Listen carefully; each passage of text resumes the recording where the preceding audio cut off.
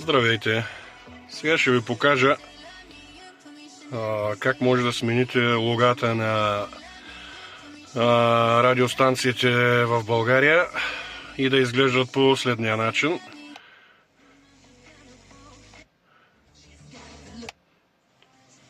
Доста си поиграх да открия самите лога и да ги направя. А всъщност се оказа, че не е нещо кой знае колко сложно.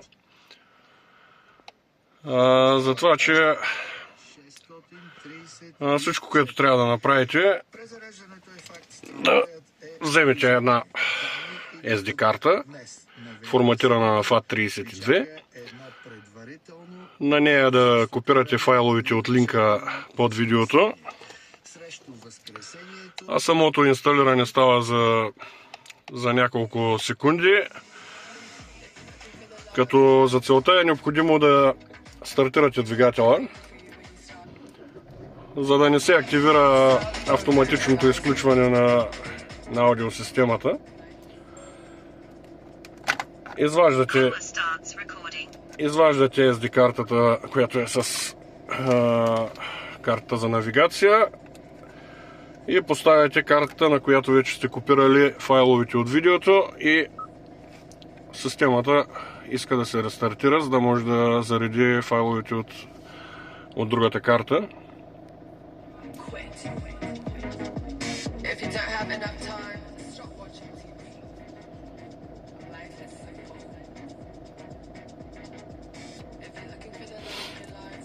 Така, след като медията стартира, натискате бутона за настройки. След това отново го натискате и го задържате.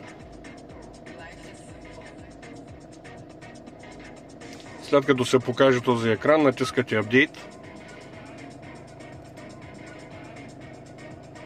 при което се активира bootloader. На тази карта съм качил всички програми, които са възможни. Първата, която е Radio Logos, е за инсталирането на тези лога на радиото. Втората, RDS листа, се използва, ако я включите, тя сканира наличните радиостанции и показва PIN кода, който всъщност е опознавателният код на всяка радиостанция, който ни е нужен, за да преименуваме всеки файл на логото да отговаря на съответната станция. Там да не навлизам в повече подробности, но RDS листа ги сканира и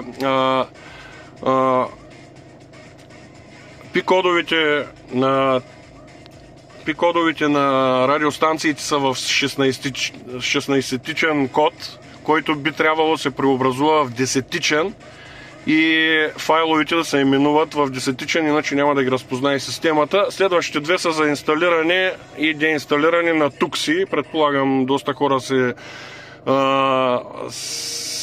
интересуват от това. Нарочно съм направил в един инсталатор да има всички програми, като първите две може да ги ползвате автономно, само с поставяне на SD картата.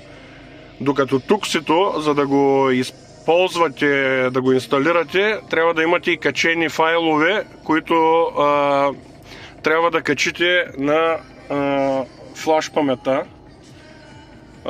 Тях съм качил на втория линк под видеото, като съответно двата линка са именувани, единия SD карт, другия е USB. Инсталирането на радиологата става по следния начин. Избирате, всяка програма може да я изберете коя да е активна. В случая избираме Radio Logos и даваме стартиране на програмата. Това не ни е нужно за търсене на връзка, затова че го деактивираме. Появява се този прозорец. Единственото, което трябва да направим, е да натиснем инсталиране. Логата, цялата процедура, която е от картата, логата ги инсталира, тези снимки, които са с логата, ги инсталира в една папка в самия Windows на медията, и това е всичко, което трябва да направите, вече имате логата. Ако искате да си върнете старата визия без лога, просто натискате деинсталиране uninstall и те се премахват, затова че е елементарно. След това просто трябва да затворите този прозорец, отваряте отново bootloader давате му изход, махате картата, връщате си старата карта с навигацията, системата ще се рестартира и това е всичко, което трябва да направите. Успех!